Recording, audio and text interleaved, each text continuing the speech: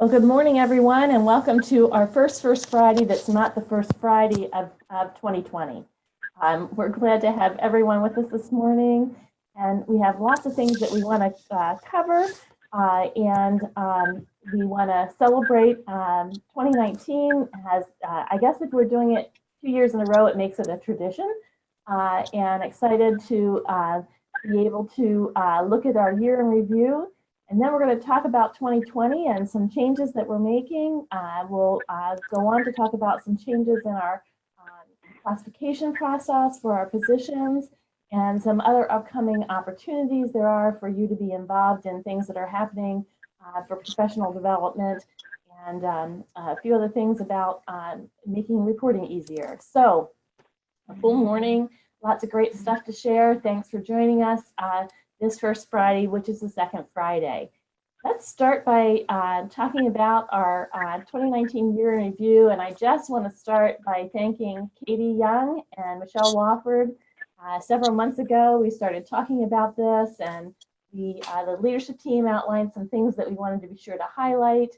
Started putting that together, and today's program is really a result of their efforts in helping to find videos and photos to illustrate some of the things from the past year. So I'm incredibly thankful for them, and we're going to talk about new faces, new places, and new heights for Extension in 2019, and really an exciting summary of what happened. So let's get started with this. If I could just make my slides move.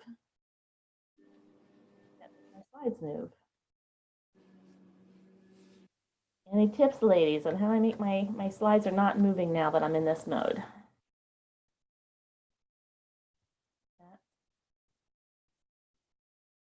Have you moved your mouse over and clicked on the PowerPoint area so it knows you're trying to advance? Okay, there we go. There we go. We'll see if that'll do it. Thanks, Jen.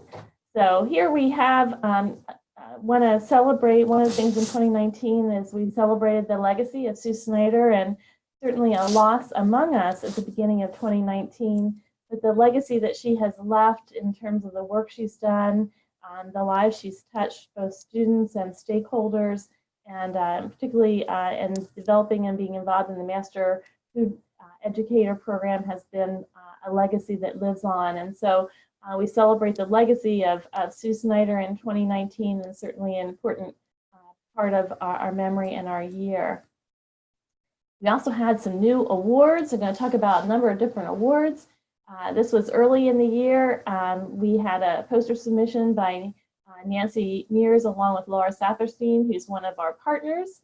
And they did the Delaware Policy Systems and Environment Change Strategies. It was a multiple session that was put together as a collaborative effort with multiple partners. And it received an award from Delaware Health and Social Services Annual Walker Research Innovation and Humanity Day award, and presented by Secretary Walker there. So an award that started off the year. Kimmy Moore was designated in May as the Young Dietitian of the Year. How exciting is that? One of our own. And she had a lot to celebrate this year, including this recognition in Delaware. So she was the Young Dietitian of the Year for Delaware. They are 4-H program. We a lot of efforts by lots of folks that are on this call right now, and Delaware came in second place. We've won first place and second place. This one was a run for our money. Northern Mariana Islands, we were happy actually to have first place, and pleased to take second place, which was I believe $10,000 reward that goes into some of our work for our Raise Your Hand campaign, which is really helping us develop a database of our alums and those who support 4-H as part of our foundation and giving. So congratulations to all who made that happen, and that was really a big team effort. We had a lot of association awards, and here were awards that were given in October in Hershey, Pennsylvania for NEAFCS, and we had awards by Sarah, Brianna, and Karen for the GEM program, and Maria also had an award for some of her work that she's been doing. And additionally, we had Dan Severson, who was involved with NACAA, and glad to have Delaware involved in NACAA. Lori Walensky is pleased to have additional people involved and encouraging us as we prepare to host in the future year to be involved. But Dan won for his newsletter and was a regional finalist with that. So we're celebrating with Dan his award. We had an award that was Excellence in Extension Award. We presented that with Gordon at graduation, which is part of our Cantor Awards. But then it went on and was submitted in the Northeast region, and Gordon was selected as our Excellence in Extension Award representing the Northeast region.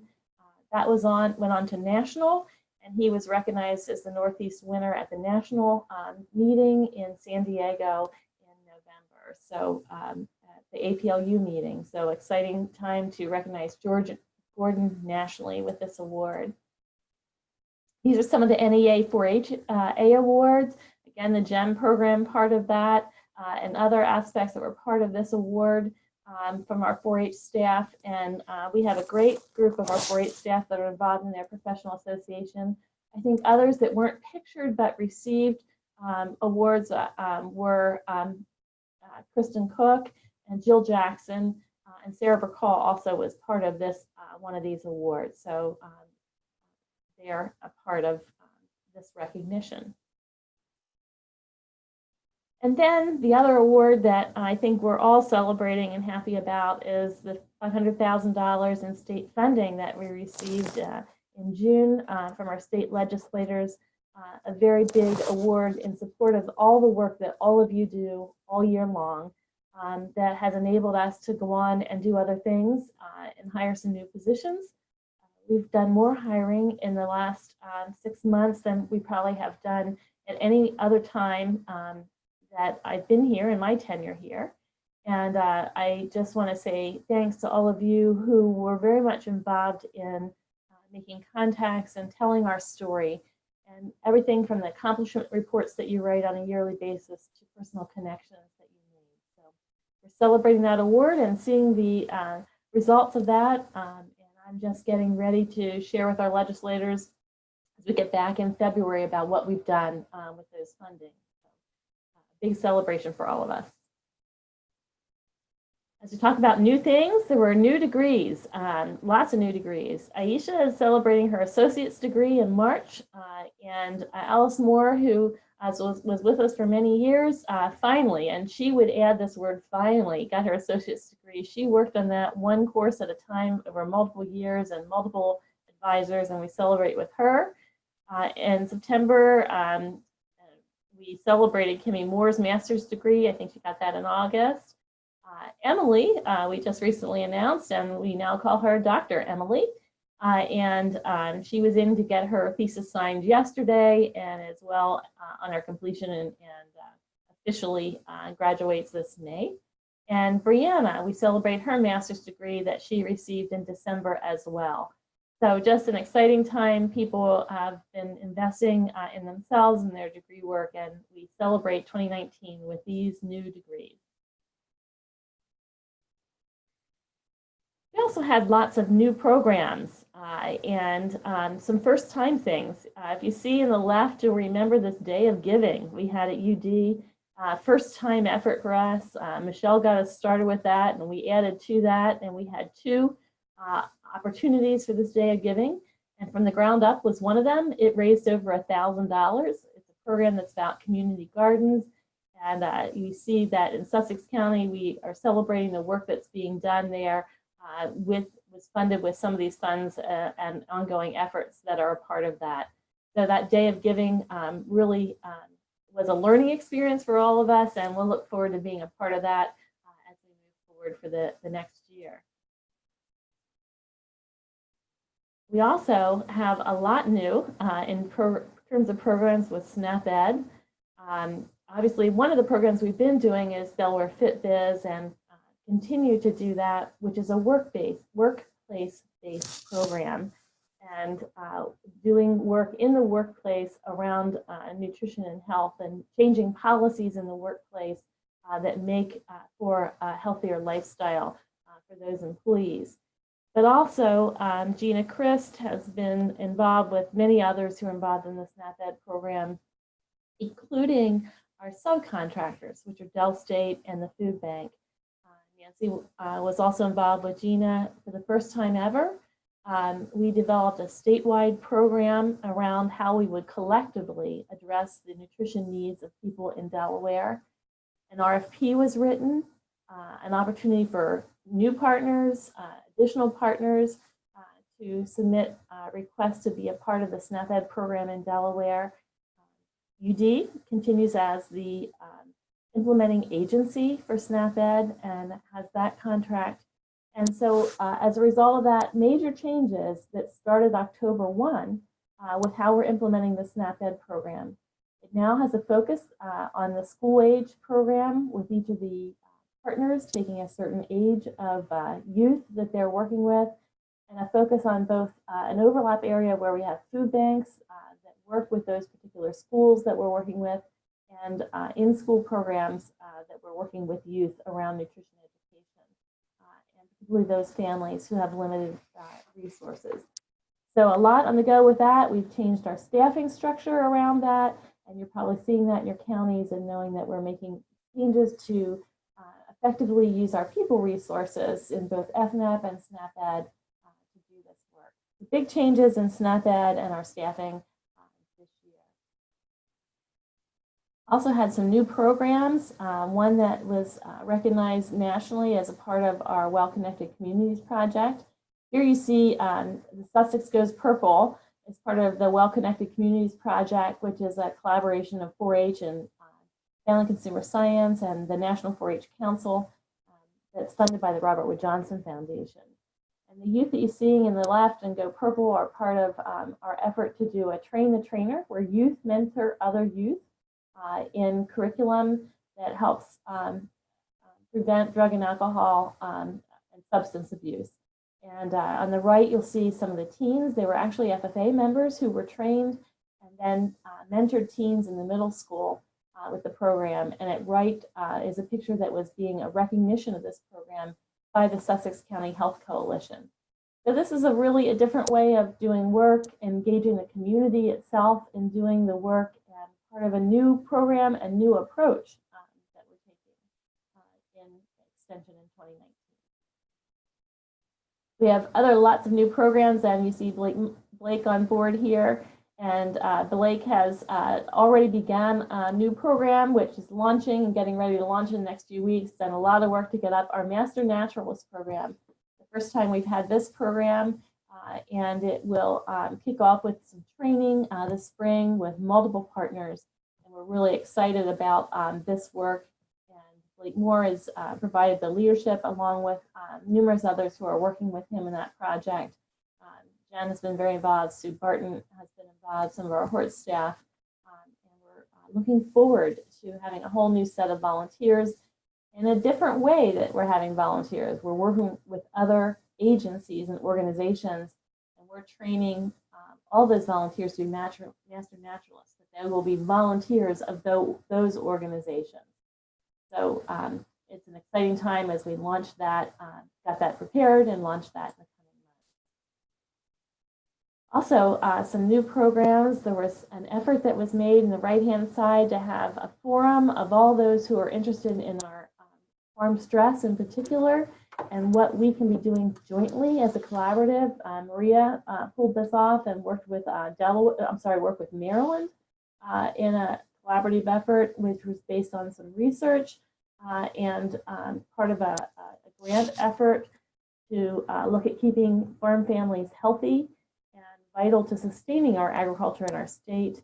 And there were numerous then other programs that were going on around making decisions around health and wellness that Maria has led and is leading on a regional level with that, including some work that was done at Mid-Atlantic Women in Ag. So we just have a lot of new things going on in this arena, particularly focused on our rural communities and the health and wellness and vitality of that area, and an important area of work as we move forward. We had a new spinoff. here you see Kathleen and others who are involved in doing Dining with Diabetes on Espanol. And I don't think Kathleen has learned the Spanish language yet, but she did have an interpreter who you see beside her in the one photo. And this entire multiple series of lessons was translated and made available to an audience who wouldn't been able to receive it or understand it otherwise.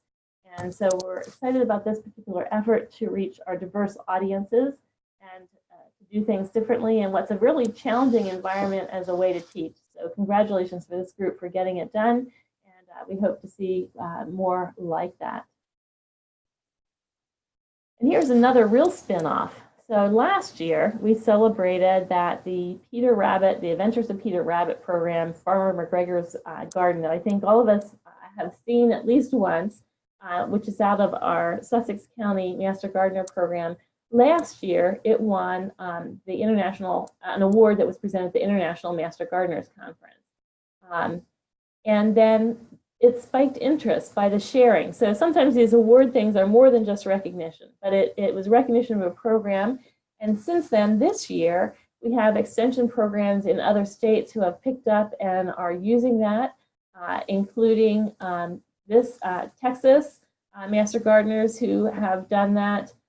It's also being adopted in Idaho and in Maryland. And I always say that's the highest form of flattery, is when someone copies your program and reuses it.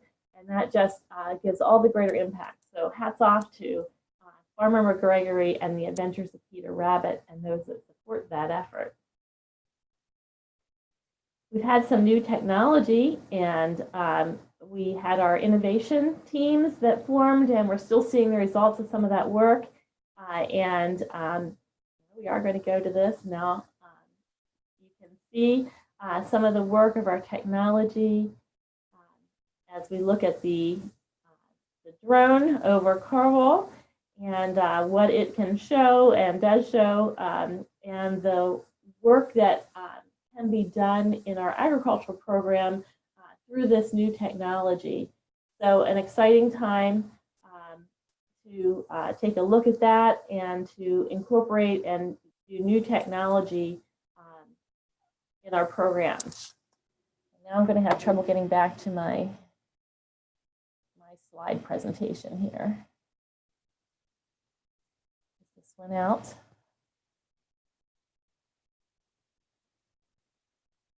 So let's go back. We still see your presentation. We never saw the video, but that's all right. Okay, well, I can't see the presentation. So help me get back to the presentation.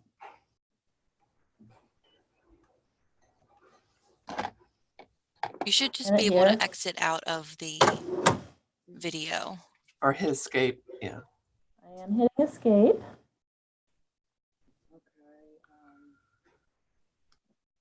Sorry about this. This has been my forever problem with using videos. Now can you see, now I'm seeing the slide presentation. Are you seeing it? Yep. Okay. Let's see if we can move forward here. All right, we had, we'll move on with other things like these new looks for extension. What a big year this was. Thanks to our communication staff, Dante, Christy, Katie, Michelle, and many others, including all of you, who were involved this year in the move to our new web presence and a new website. Just pretty exciting things that are on that as we look at what we can do with this new web presence, and we'll soon be looking at the analytics and seeing how that is working for us. But a whole new look and feel of current look and feel to our program, and also moving to our registration online with that. So thanks to the many people that made this possible. Always a big deal, and it will continue to be improving as we go through this year with some news feed that will be added to it. We had new approaches. Annie's project isn't new, but focusing this with some risk management program conducted with our colleagues at Maryland. It's a very big program focused on some poultry pieces and risk management that was this year part of Annie's project, and is certainly a way to engage many people in a program that's intensive and multiple levels. And so we celebrate the many staff who were involved in making that happen as a real team effort to how we do our education.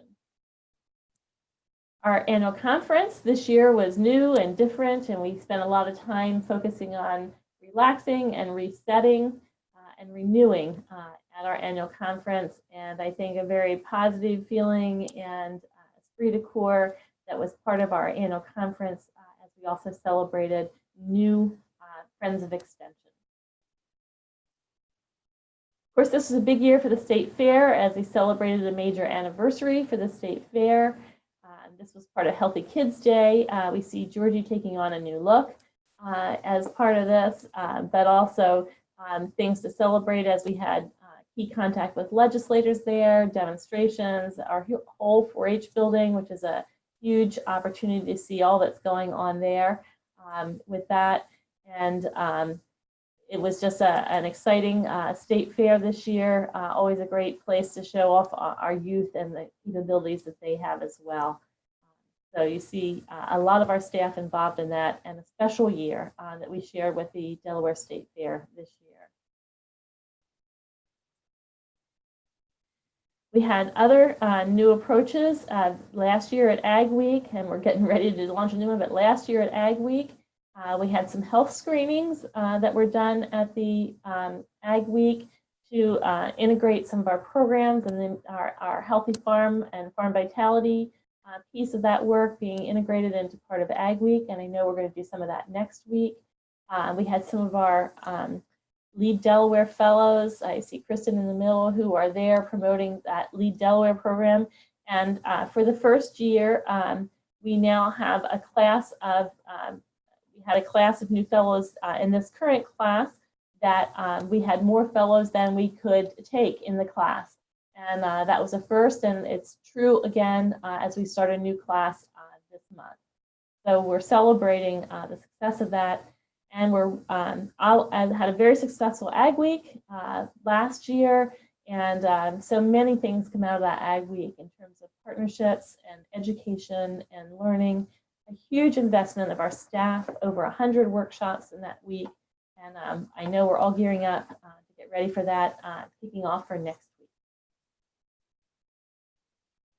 We celebrated in the past year Georgie completing her work with the Nuffield Fellowship Program and as a scholar, and we welcome Susan Gary to that role as a fellow this year, and involves a lot of work and personal projects in that, and it's really amazing to have two folks from Delaware representing the country in this international program, and it's two of our staff. So celebrate Georgie completing and Susan being on that journey now. Also had lots of new graduates. Here we picture the Master Gardener class from Kent and Sussex and their graduation, and you can just tell what a fun-loving group our Master Gardeners are by this photo, and all across the state with our many volunteers that mean so much to us. We had lots of new graduates and new members of our volunteer program, but particularly graduation of a large class of Master Gardeners in 2019. We had lots of new scholars, and this was the other Day of Giving program that was supported with over $800 coming in to sponsor our scholars for this year. And the stories about the impact of the work of you mentoring students in this program just can't be said enough. We are well over 70 scholars over the course of this program at this point in time, and we'll be interviewing scholars for this year as soon as the students get back. Please continue to encourage students to sign up to be scholars, because the recruiting is an important part of the work we do. But we celebrate the many scholars we had this past year. We had some new inspiration. This was a new effort in 2019. We had more than 100 of our undergraduate students attended the college's very first Ready, Set, Grow career and professional development event. It was last March. It was the brainchild of Mark Isaacs, but he involved, as usual, a team effort in doing that. You see others pictured here. We had a lot of our staff involved in this effort and talking to students. We had Tracy was a part of a panel that presented this, and so we'll be doing that again this year on March the 6th. But a great way that Extension has integrated with our teaching program and bringing our careers in Extension forward. We had new innovations this year. Sarah and Kimmy traveled nationally to be a part of a national forum and innovation event, and did some work on a health program that they'll be continuing to launch and develop as part of their innovation project. I'm also pleased today to announce our new promotions. They'll be receiving their promotions this year in 2020, but obviously did the work and the submissions of that this year. Dan Severson, Karen Johnston, and Sarah Bacall are being promoted in their career path, and we celebrate with them this accomplishment. We have some folks in some new roles, people who've been with us. In this case, these were individuals who have all been in program coordinator roles. We established that role as a way to be a launching point to careers and extension. And I'm pleased to say that each of these coordinators have been launched into this year into educator roles, and will be part of the agent staff now in the program areas that they work in. So we celebrate these new extension agents in new roles. I talked about all the hiring we've done. Here's some of the new staff that we've hired. Blake Moore, who's doing natural resource work, and he's based in Kent County. Jake Jones, agronomy in Kent County. Danelle Clark-Tolson is our new admin in Kent County. So Kent County has a lot of shifts and changes. Rachel Lanaway is here, and she is recently hired, just started in December, and doing her work as the admin for both SNAP and FNEP programs, and is based here in Townsend Hall in the Dean Suite. Diane Oliver joined us, and she has just fit right in. It feels like she's always been with us and is taking the leadership for the FNEP program and coordinating with SNAP-Ed as well, and working with the nutrition assistants, and glad to have her on board. She's based here in Townsend Hall. Katie Young, who I spoke of, I think everybody's gotten to know Katie in a very short period of time. She came on board late this fall and is our communications person, doing everything from the website to social media to things like this PowerPoint, and thrilled to have Katie on board. She's based in Kent County. And Hillary Gibson, who has started as a program coordinator working in our nutrient management program, and delighted to have her on board, also based in Kent County. So lots of new faces and new folks in 2019, and more to come as we continue to hire and have new folks starting in 2020. We also had some new departures, and so our 4-H program had lots of people going on to other careers and other parts of their career journey. Sequoia Rent, Carol Scott, and Renee Diaz in the 4-H program. In Family Consumer Science, Cheryl Bush, Anita Cooper, and Carmela Johnson, who were all Cheryl and Anita and Carmela all worked with our nutrition program, FNEP and SNAP. In Ag, Philip Sylvester and Tara Eby and Bill Sissel were all departures from our program this year. And administratively, Cindy Conley, and I recently saw a picture of her with a new baby as well. So these folks have journeyed on, but we thank them for their contributions that they've made, and we look forward to those who are stepping into these roles to do that work. We also have some other new chapters. We just said goodbye to Nancy Gregory, who's been with us for many years. You see pictures here celebrating with her as Nancy retired at the very end of 2019, and as our plant diagnostician, a role that has come to be formed over the past several years.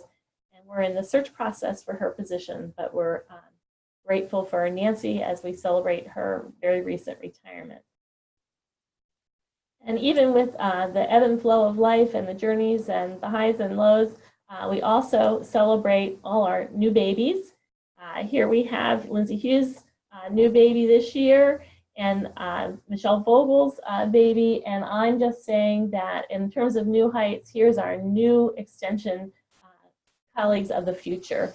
And I know there's some other one-year-olds that are out there this year, and just lots to celebrate. How can you not love and think great for 2020 with these bright and shining faces in front of us? So it's been a great year. There has been just a great lot to celebrate. And join me in applauding Michelle and Katie for pulling this all together, and for all of us as we celebrate a great 2019, and welcome 2020. I have just positive vibes of we're walking out of a great place into an even more exciting year ahead with all we'll do. So I know whenever you do a presentation like this, there's opportunities to miss things. There's so many good things that happen, and I apologize if there's things that have been missed. I know we didn't get everything, but I hope that the spirit of the many successes of the year were recognized for this, and we'll look forward to starting to capture from day one of 2020 the successes of 2020. Here we come.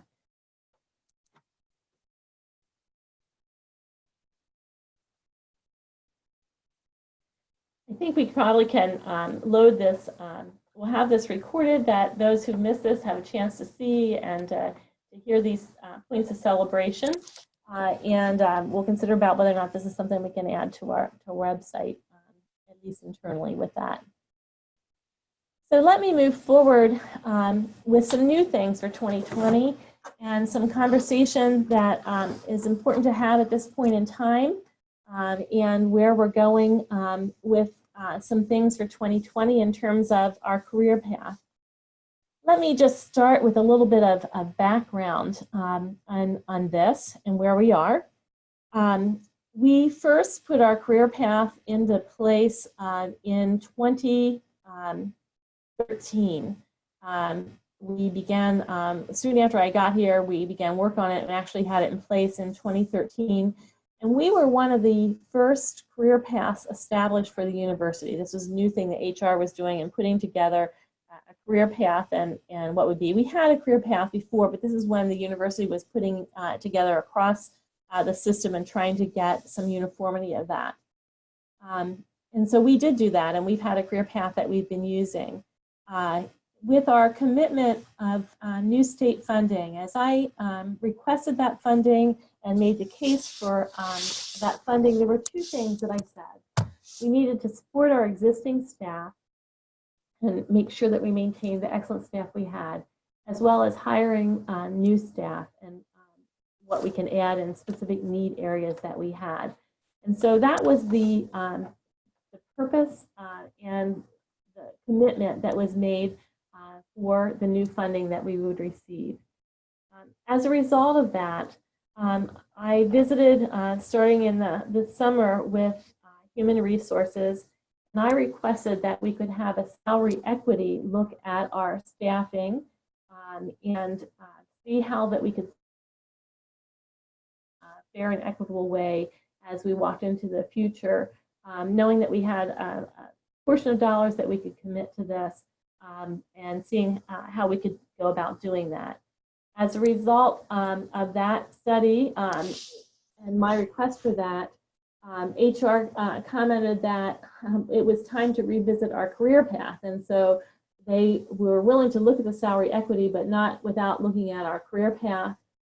Their comment, which I was very surprised about, was that we should be reviewing a career path every 3 to 5 years. So it's been obviously at least that long since, and more, that we had looked at ours. Some things that we learned in that process was that our career path was the only one that had 2 jumps in grade between certain positions, and I'll show you that in a moment, what that was. But we had some jumps in our grades that were problematic for us in terms of being able to meet those jumps that were in those grades. So before I get into the details of this, I want to lay out up front and want everyone to hear that there are no one that's losing any salary, and some will gain some salary as a result of this reclassification process. And there are no changes to agent status. So unlike the last time when we did this and some people who were 3s became 2s and we had changes in people's status, there is no changes to agent status with this reclassification that we're looking at this year. So none of that will be a part of it. So let me move to the slide and show you, here are the recommended changes that and what we're actually implementing with our career path grade. You'll see the agent types that we have and our career path is for both agents and specialists. You see here the present classification that is there. And here you can see between Agent 2 and Agent 3, there was a 2-grade jump. And between Agent 3 and Agent 4, there was a 2-grade jump. We did not have those grade jumps in the specialist positions. And so as part of the review and as part of looking at our equity, it was proposed and we have approved what is changing with this is the classification of our positions. So the proposed and the new classifications will be no change for Agent 1, that will move up starting to 29E. For Agents 2s, there is no change. That remains at 30E. For Agent 3, the only thing that changes is your grade, and it's now a 31E versus a 32E. And for Agent 4, it's now a 32E versus a 34E. So the grades now are in a career path. Our specialists likewise are one-step progressions as they were, but now in line with upper levels of our agent classification. So the only thing that is changing is the grade. So there's nothing public, there's nothing salary-wise that's changing with that, just the grade and then our career path system. So let me share with you the key points of this. As I said, no one will receive a salary reduction. The only thing that changes is your grade classification with that. So nothing on our cards about how you identify ourselves, although I think the public, we don't generally say I'm an Agent 2 or an Agent 3. That's pretty much internal. But it is part of our career path. No one will need to go through the promotion process to regain any agent career path level. So whatever level you're at, that's where you are. Nothing changes with that. When you would be available for the next promotion remains as it has been. By looking at this, 1/3 of our staff will receive an equity increase in salary. This is going to be retroactive to January 1st, and we're preparing to send letters out today about that changes to those individuals who will be receiving those salary increases. Obviously, it'll be across the year. You won't feel it all at once. It's not a lump, but it will be built into salary and goes back to January 1st of this year. Those of you who have opportunities for promotions and those that we will be hiring will now be at the appropriate level of whatever grade that is. But instead of being at entry level point, you'll be in the first quartile, which is a hiring philosophy that we'd like to be at. So as you're promoted, you don't go in at entry level for that position, but you're going in at near the first quartile as we do this work. And that is something we were aiming to do with that. This eliminates our 2 classification jump into promotions. That was really problematically for us budget-wise. It was not something that we could support, and we're just at the point where we were really feeling that. However, all future promotions will be equitable for those who have been receiving those. We're going to work to maintain equitable salary increases. Again, it'll come in at that close to that, as close as we can to that first quartile, and we are factoring in years of service as part of that. So the cost of this is about $100,000 or about 20% of our total new funding. Of course, this is in base salary, and so it's felt across the year and across the next. Each coming year, this builds into the cost and how much it takes of our state funding. So across 5 years, this is an investment of about $100,000 of the $500,000 of our new funds. And then the other outcome of this work is that we do need to rewrite our career path document to reflect these changes. Jen and I have begun work on that, and we are going to relook at that document and see if we can further align our career path document with our portfolio documents to align with what we're doing in our plan of work and aligning those things very similarly. So we'll be taking a look at that and working on that this year, and hopefully have that document updated in time for the promotions and those who'd be considering promotion this year. So with that, I want to stop and have just a time for questions. You're welcome to unmute yourself. Happy to have this verbally to ask your questions, or I'll try and see the chat here and look at questions that are here as well. See the chat. So it'll probably be easier if you unmute yourself and ask any questions. Are there any questions that we can address at this point in time? Michelle, this is Amy. Yes, Amy, go ahead. Can you put salary, the chart up again with the different class levels? Yes. Thank you.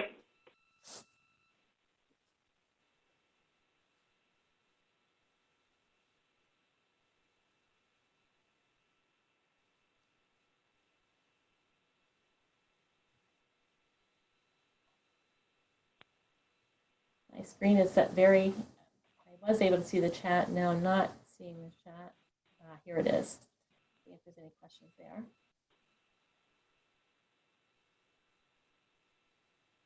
Really, any questions that anybody has? A great time to talk about this.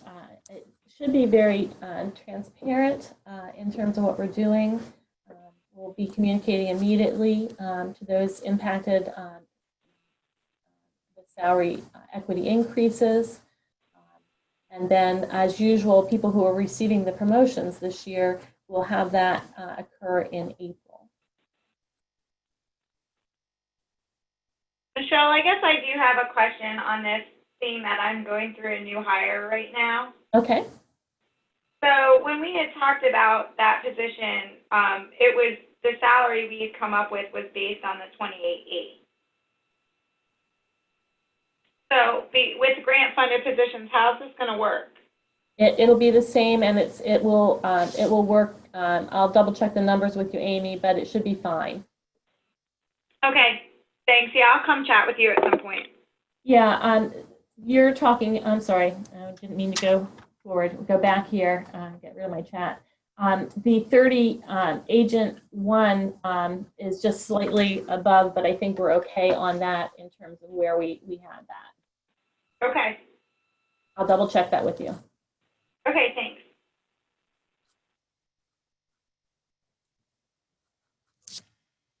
Any other questions?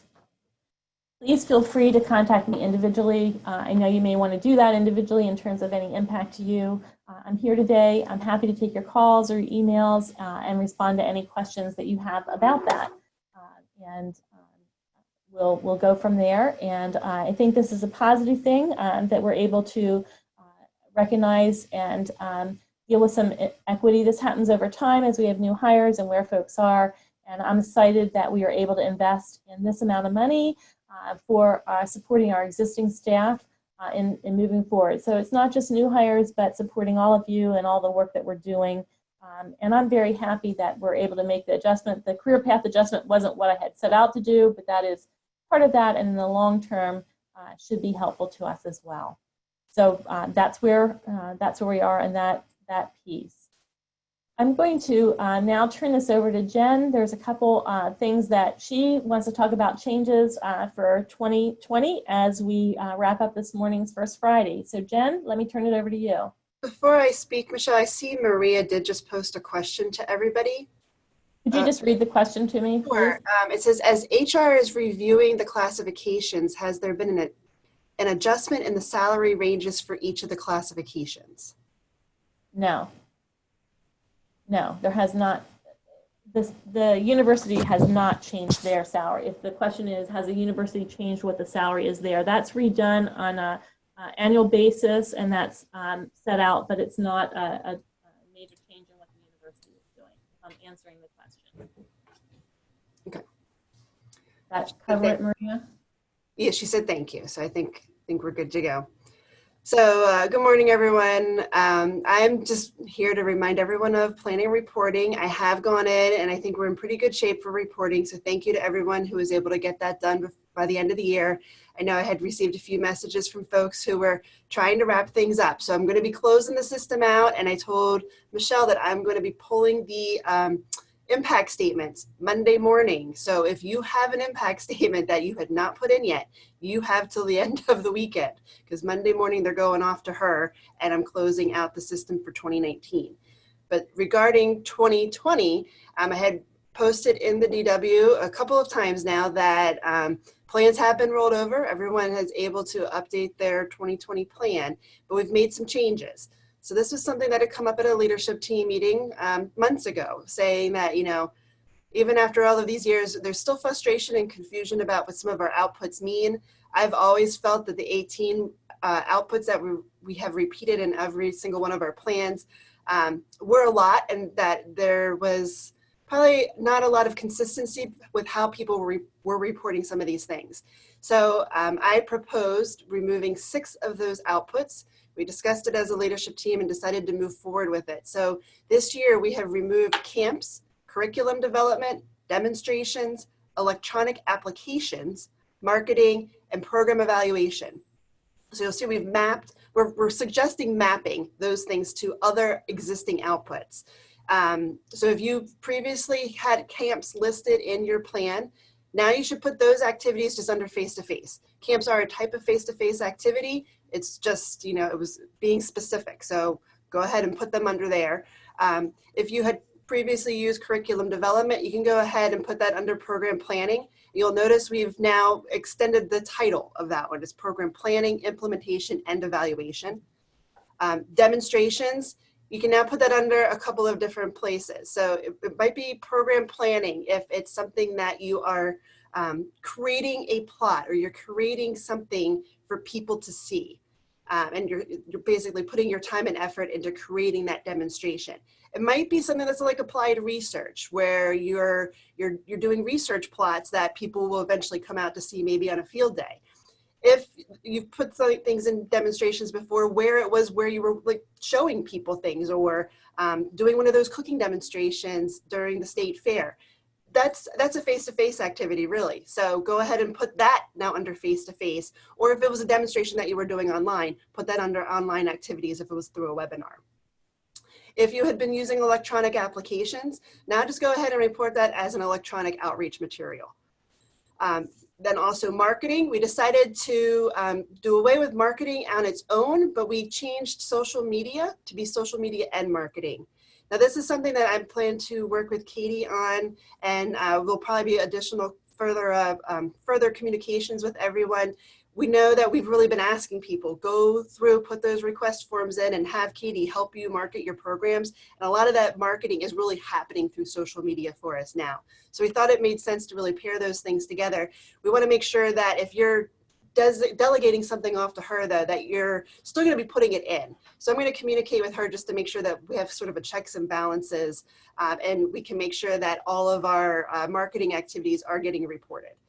And then finally with program evaluation, that's really kind of part of that whole program planning thing. So that's in with that longer program planning, implementation, and evaluation output now. So if you had those 6 outputs in your plan last year, they're not going to show up there this year. So you're going to have to go through and add the replacement area. If you have frustrations or concern with how to do that, I did hold a help session earlier this week on Wednesday over Zoom. I'm going to do another one today right after this first Friday. So I'm going to put my Zoom link right here into the chat box.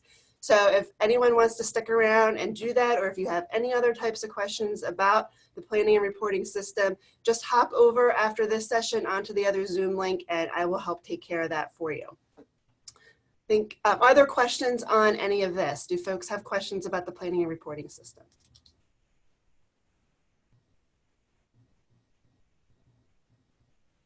Okay, not seeing anything pop up in the chat box immediately. And nobody, oh, yes? Plans done. Oh, yeah, thank you, Amy. So when are plans supposed to be done? We ask for you to have your plans submitted for review to your reviewer and approver by January 15th. So that is next Wednesday. I know it's also Ag Week. I always hear this from the Ag folks. You know, we give it that January 15th deadline so that your supervisor has a little bit of time built in to review it, give you comments, perhaps give you a chance to go in and make edits and changes so that the plan is final by the end of January. That is really our goal, that you have a plan in place by the end of this month so that you are then able to go ahead and start reporting February 1st on what you did in January. And do remember, we're going to keep in place that we want to have those quarterly reporting deadlines. So we'll want to see the first third of the year reported by, I think it's April 15th. It'll be January, February, and March. We'll want to have in by April 15th. So I still encourage doing monthly reporting, but we'll have the quarterly reporting deadlines. Nancy says, thank you for consolidating some of the outputs. You're welcome. I hope it helps. I'm always looking for ways to tweak this and make it easier. So if other people have other ideas or suggestions, please just bring them my way. Okay, so if there's nothing else regarding planning and reporting, I think we can move on to the next slide.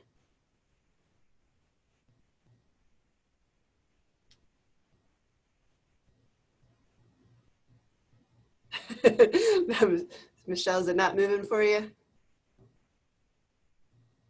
There we go.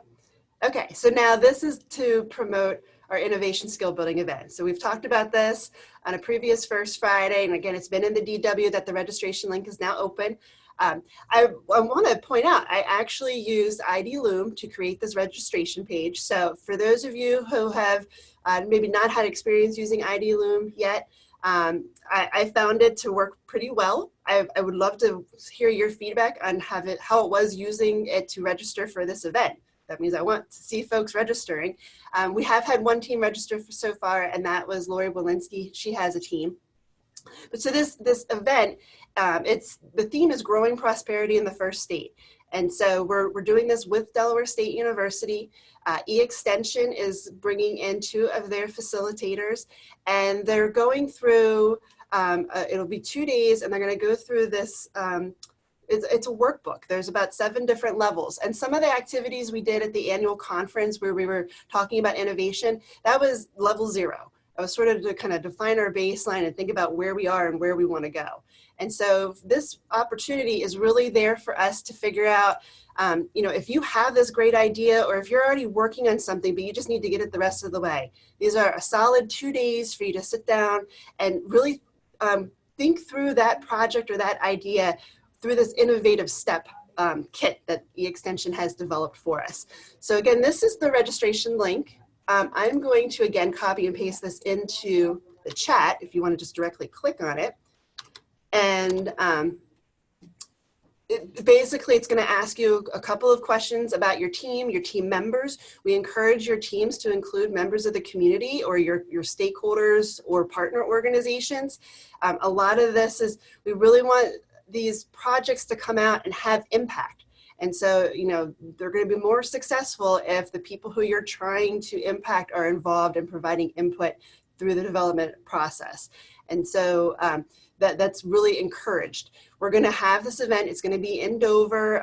We've moved locations around a few times, but we are solid now. It's going to be at the Bank of America building at Delaware State University. So this is right here at the Dover campus. There's going to be plenty of parking, and it should be a nice facility. So I hope we have a few more teams from UD registered. There are, I've heard 2 teams forming over at Del State. Like I said, I know we have 1 already here. I would love to see us have, you know, 10 teams maybe total.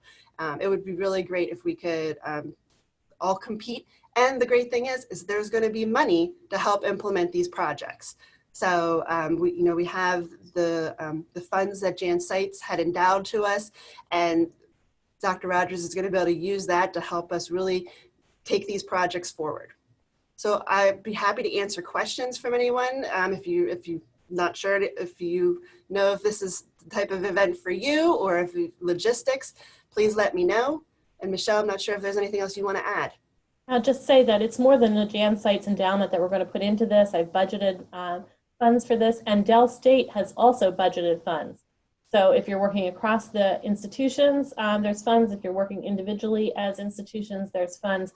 So you have a new idea, something you want to get going, and get some funding for that. We'll have that as part of the process, and it's an opportunity to get some funding for a new effort that's built through this. As Jen said, it's not just to learn the process, but it's actually to have something come out of it. And that's how we've designed this. We've been successful with that in the past. It's been fun. People have had fun doing this. And I just want to encourage you to take advantage of 2 days. We talked about at our annual conference this need to recharge and reset. And this could be a great opportunity in 2020 for you to start this new decade with a new idea and something you get started through this process. So it seems really 2020, many people are calling it as a vision year. It's a great year to jump in and do something like this, and we'll help support and fund you to do that. So I just want to remind everyone too, a lot of times people think of innovation as technology. Your idea does not have to be technology based. You also, your project could be focused internally on how we function or external to our clientele. And also, please don't think about this as being extra work, something new that you have to do. Think about this as a way to make a change, to make what you do more effective and more impactful. So, don't try to get stressed out thinking, oh, they want me to do something else. What is it that I know you all have ideas about how you could do things better. This is the time to try to think about, how to actually implement it. So I call them process changes. We're doing something, for example, we've started this new online registration. That's a process. That's really been an innovation that started with Christy several years ago and Kathleen Splain, and we've gone through 3 or 4 iterations on that till we've actually gotten to something. This is the process to start something like that you've always wanted to do that we want to launch and try it. It doesn't mean that we'll have it all right out of the first time out of the box, but this will be a process to help do that. Lori is asking about the question about second day, and Jen, I'll let you answer that. Sure. So, obviously we want to encourage everyone to attend for the entire conference, especially staff members. But since we're encouraging community members to participate as well, and we know folks have busy schedules, I think it would be okay for people to come for as much as they can. Clearly, being there to see through all of the steps and build on it all together would be the best scenario, but I don't want to discourage someone who is a team member from not coming the second day just because they couldn't the first. So I think Jen, we do want to say for our staff, we really prefer you commit the 2 days because otherwise it is a multiple step process, and if you just jump in at the second day, it's not going to have much meaning. But certainly for our community members, that's possible. And we will identify for those of you, and I know Lori, with your group, you have people from USDA and University of Maryland, and there were names that I didn't recognize, so I don't know where they're from. But I will try to tell you when those steps are, where it'd be most helpful to have those like community member input, so that you could share that with them in the agenda in case they can't come for the whole time. Great. Well, thanks, Jen. Jen has done a fabulous job of providing leadership for our professional development.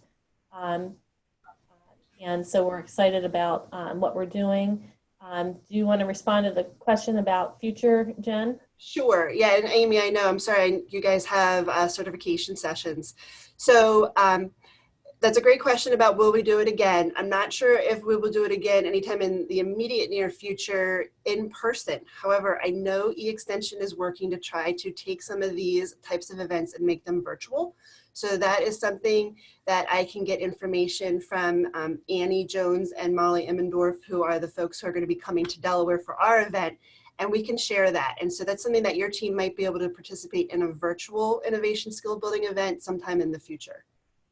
Great. eXtension just presented that to the Northeast directors this week, and the plan is to have some virtual conference, obviously not the same, and not the same hands-on assistance that we'll get through this, but through our membership with the extension, we should have access to continued training in this area.